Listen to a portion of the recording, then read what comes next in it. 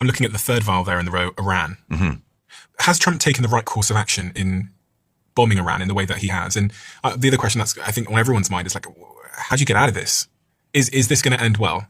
The Iranian government has been extremely hostile and very dangerous to Canada. They killed 55 Canadian citizens and 30 permanent residents by shooting a civilian aircraft out of the sky, PS-752, for reasons we still do not understand and with no explanation whatsoever.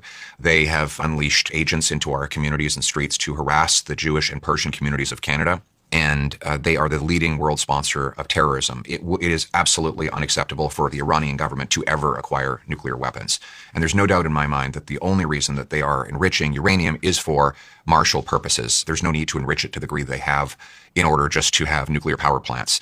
I have no doubt that they were doing it for the purpose of developing a weapon.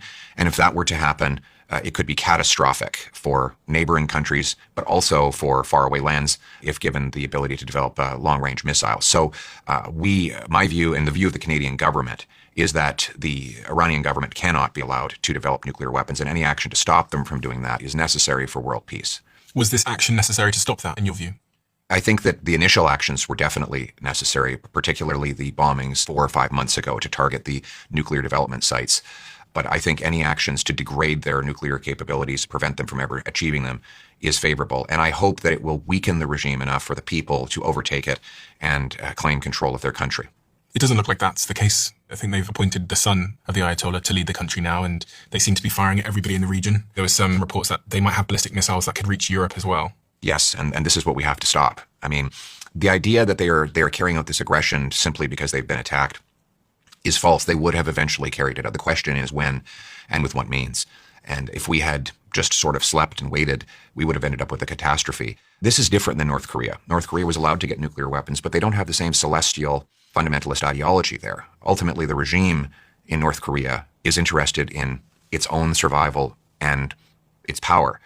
The regime in Tehran has a theocratic dream. They believe that there's an afterlife in which they could be rewarded for carrying out mass destruction on what they call the infidels. They don't respond to deterrence the same way that Pyongyang in North Korea would. There's a far greater risk to them having a nuclear weapon than even having that in a communist totalitarian state like North Korea.